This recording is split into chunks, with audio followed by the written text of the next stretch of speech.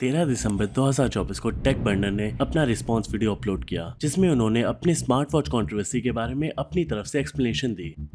हम झूठ बोल रहे हैं, हमने मार्केटिंग इमोशनल करी है, लोगों की फीलिंग से खेल। लेकिन इस रिस्पॉन्स वीडियो में काफी मिक्स्ड रिएक्शन आया। ले स्मार्ट वॉच के ऊपर काफी ड्रामा चल रहा है आजकल, कोई इसे स्कैम बोल रहा है तो कोई इसे कॉपी। अब जब बात आती है रिस्पॉन्स वीडियोस की, तो हम टेक बर्नर के इस रिस्पॉन्स वीडियो को कंपेयर कर सकते हैं MKBHD का रिस्पॉन्स वीडियो जो उन्होंने अपने वॉलपेपर ऐप पे बनाया था। ये किसी बोरिंग एनालिसिस वीडियो की तरह नहीं है। हम डायरेक्टली कंपेयर करेंगे इन दोनों वीडियोस को और देखेंगे इनकी कौन अपनी कंट्रोवर्सी को बेटर हैंडल किया। एक तरफ MKBHD का वीडियो है जो डायरेक्ट, ऑनेस्ट और मैच्योर है, और दूसरी तरफ टेक बर्नर का वीडियो जो इमोशनल, रिफ्लेक्टिव और इमेच्योर है। क्या सच जीतेगा या manipulation? Let's find out.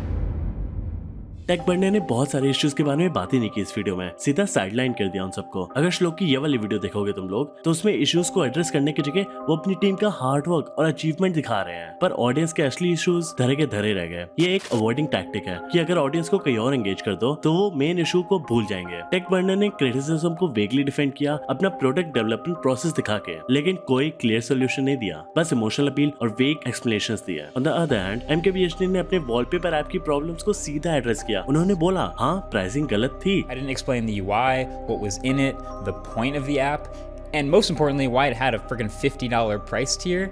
And so appropriately, the entire internet was very disappointed, and that's 100% on me. कोई घुमा फिरा के बात नहीं की, सीधा पॉइंट पर आया। मार्केट्स ने डायरेक्टली एडमिट किया कि उनके प्राइसिंग स्ट्रक्चर में फ्लॉ था जो उनके यूजर्स का डिसअपॉइंटमेंट का कॉज बना। उन्होंने अपनी गलतियों को एक्सेप्ट करते हुए अपनी ऑडियंस का ट्रस्ट बिल्ड करने का एक स्टेप लिया, यहाँ तक कि उन्होंने अपनी ऐप को फ्री कर दिया। ये अप्रोच उनके प्रोफेशनलिज्म को दिखाता है, जहाँ पे वो अपनी अकाउंटेबिलिटी लेते हैं और अपने एक्शंस के लिए रिस्पॉन्सिबल होते हैं। MKBHD की ये वीडियो बहुत ऑब्जेक्टिव थी, no emotional appeal, no emotional manipulation. Music भी बहुत ही कम था। मार्केस ने स्ट्रेट फॉरवर्डली अपनी गलती मान ली और ऑडियंस के लिए एक्शन लिया, और ऐसा ही होना चाहिए एक रिस्पॉन्स वीडियो। जैसे PewDiePie को कंसिडर कर लो, जब उनकी कंट्रोवर्सी हुई थी एन-वर्ड को लेके, तो उन्होंने ऐसे रिस्पॉन्ड किया। It was something that I said in the heat of the moment. I said the worst word I could possibly think of, and it just sort of slipped out. And I'm not going to make any excuses to why it did, because there are no excuses for it. But ऐसा take burner के case में नहीं हुआ। Take Burner ने audience के emotions को appeal करने की कोशिश की और ऑडियंस को गिल्ट ट्रिप देना शुरू कर दिया। ऐसा लग रहा था कि हमें फील करना चाहिए कि अगर हम उन्हें क्रिटिसाइज करेंगे then you are a shitty person, क्योंकि देखो हमने कितना ज्यादा हार्ड वर्क किया है, रात रात भर जग के काम किया है, इतने सारे ऑब्स्टिकल्स थे हमारे रास्ते में। Of course with the background music. ये एक रिस्पॉन्स वीडियो से ज्यादा मोटिवेशन वीडियो लग रहा था।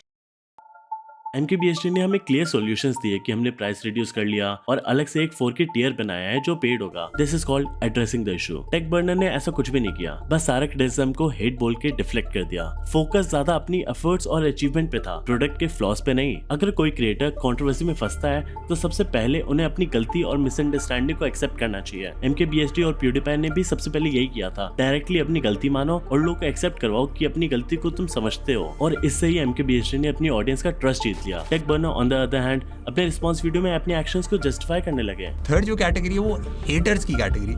ये लोग गाली देना जानते हैं, मजाक बनाना जानते हैं, ये बहुत कम होते हैं, बट सबसे ज्यादा शोर यही मचाते हैं। एंड टू सम एक्सटेंट देखो मैं समझता भी हूँ, क्योंकि मैं भी बचपन में उस कैटेगरी में फॉल इन करता था। मैं भी हर चीज जो देखता था उसमें नेगेटिविटी ढूंढने की कोशिश करता था कि भाई ये बंदा ऐसा कर रहा है तो कुछ गलत ही होगा इसका। तो टेक बर्नर ने बस अपने पॉइंट ऑफ व्यू से सब कुछ एक्सप्लेन किया और क्रिटिक्स को स्ट्रेट आउट नेगेटिव और झूठा बोल दिया। आइडियली श्लोक को क्रिटिक्स के पॉइंट ऑफ व्यू से उनकी चीजें समझनी चाहिए थी, मगर श्लोक ने सारा क्रिटिसिज्म बहुत ज्यादा पर्सनली ले लिया। टू बी ऑनेस्ट, मैं समझता हूँ कि अगर तुम कोई प्रोडक्ट इतनी मेहनत से बनाओ और उसके बाद लोगों से हेवीली क्रिटिसाइज कर रहे हैं तो बुरा तो लगता है, मगर प्रोडक्ट डेवलपमेंट और इम्प्रूवमेंट ऐसे काम नहीं करती। You have to detach yourself from the product, उसके बाद ही आप सारा क्रिटिसिज्म ऑब्जेक्टिव व्यू से एनालाइज कर पाओगे, वरना तो हमें ऐसा रिस्पॉन्स वीडियो देखने मिलता है। ये सारी चीजें मैंने अकेले नहीं करी भाई, ये हमारी टीम है जिन्होंने दिन रात मेहनत करी। कोई जो आगे हमको झूठा बोल देता है, हमको स्कैम बोल देता है, चाइनीज कॉपी है तो स्टेनलेस स्टील का तो है ही नहीं है, एल्यूमिनियम का है।